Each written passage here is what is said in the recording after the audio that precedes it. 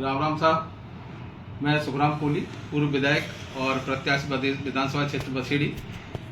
मैं हमारी बसेड़ी विधानसभा क्षेत्र की जनता से एक निवेदन करना चाहता हूं कि इस राजस्थान में यशस्वी मुख्यमंत्री भजनलाल सरवार जी की सरकार है और वो हर बिंदु पर बारीकी से नज़र रखे हुए हैं और क्षेत्र के विकास के लिए जो कुछ भी सरकार कर सकती है उसके लिए वो हर संभव प्रयास कर रहे हैं। इसमें हमारे बसेड़ी के विधायक जो हमेशा से ही अलग अलग बातें करने के लिए जाने जाते हैं और हमेशा बिना सिर पैर की बातें करते रहते हैं, पता नहीं किस मूड में रहते हैं वो।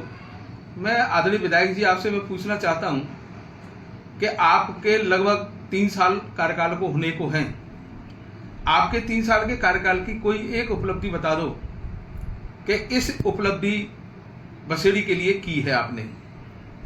आपके परिवार से ही प्रधान 5 साल रही हैं, उनकी कोई उपलब्धि बता दो। भाई, प्रधान का कार्यकाल तो पूरा ही आपकी सरकार के समय था और अब भी चल रहा है, तो विधायकी और प्रधानी दोनों के कामों की आप एक उपलब्धि बता दो कि मैंने ये काम किया है। राजस्थान के यशस्वी मुख्यमंत्री ने मेरी अभिशंसा पर जो बसेड़ी विधानसभा के लिए बहुत सारे काम दिए, उनमें 12 सड़कें भी हैं और ये 12 सड़कें पूरी विधानसभा के लिए मैंने अभिशंसा की थी और अभिशंसा करने के बाद में उस पर वित्तीय और प्रशासनिक स्वीकृति आदरणीय प्रधानमंत्री मुख्यमंत्री जी के कार्यालय से हमको मिल चुकी है और ये इंगित करता है कि राजस्थान के यशस्वी मुख्यमंत्री और हमारी उप मुख्यमंत्री दिया कुमार जी हर विधानसभा के विकास के लिए एक रोड मैप तैयार करके रखे हुए हैं और भविष्य में भी इन विधानसभाओं के विकास को पंख दिए जाएंगे। आपने जनता को गुमराह करने के लिए, जनता से झूठ बोलने के लिए आप कहते हो कि मेरी अभिशंसा पर दी है। अगर आपकी अभिशंसा पर दी है तो बताओ ना, आपका तो मुख्यमंत्री कार्यालय में पत्र गया होगा, उस पत्र की कॉपी बताएं।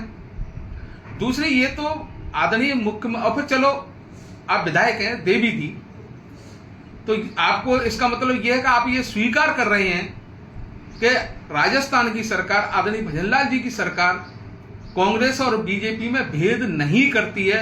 इससे यह प्रमाणित होता है। दूसरे, अगर हम पीछे के कार्यकाल को, गहलोत जी के कार्यकाल को देखें, जिस तरह से थानों की नीलामी हुई, जिस तरह से योजनाओं की बंदरबाट हुई और जिस तरह से धौलपुर की जनता को लाइन लगा करके लूटा गया, उसका आप समर्थन करते हो। मैं आदरणीय विधायक जी आपसे निवेदन करता हूं, आप भी बसेड़ी विधानसभा का विकास चाहते हैं, मैं भी चाहता हूं। ऐसा नहीं है कि मैं आपका कोई विरोधी हूं, परंतु आपके विचारों से मेरी सहमति नहीं है। आप जनता को बरगलाना, गुमराह करना छोड़ें और झूठा श्रेय लेने की जो आपकी आकांक्षा है, इस आकांक्षा का त्याग करें और जनता के बीच में जाएं और जनता के बीच में जाकर के बसेड़ी विधानसभा के लिए जो हो सकता है वो करने का प्रयास करें। ये झूठा श्रेय लेने की आप कोशिश करते हुए निरर्थक है। अगर आप वास्तव में ही कार्य करना चाहते हैं तो जनता के सामने तुम्हारे 5 साल का प्रधानी का कार्यकाल है, आपके 5 साल की जो पिछला कार्यकाल था जिसमें आप सांसद प्रत्याशी भी रहे हैं, उसके कार्यकाल की कांग्रेस सरकार के कार्यकाल की बताएं क्या किया था बसेड़ी के लिए।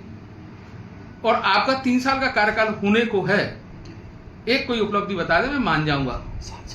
और इस समय लोकसभा करौली धौलपुर से सांसद तो आपका है, कांग्रेस का सांसद है। वो कितने दिन जनता के बीच में आए?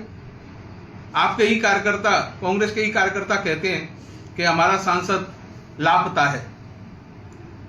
आप बताओ कि सांसद ने सांसद निधि से धौलपुर के लिए क्या काम किए हैं या बसेड़ी के लिए क्या काम किए हैं। मेरा विधायक जी आपसे निवेदन है, आप भी बसेड़ी का विकास चाहते हो, मैं भी बसेड़ी का विकास चाहता हूं। हमें झूठा श्रेय लेने की कोशिश नहीं करनी चाहिए। ये तो आदरणीय भजनलाल जी की सरकार है जो सभी कांग्रेस और बीजेपी में भेद न करके वो जनता के जनहित के विकास में जोर देती है, और इन्हीं जनहित के विकासों के लिए वो समर्पित है।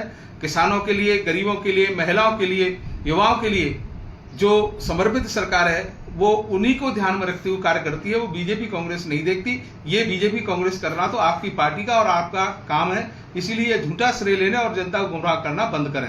जय हिंद, जय भारत।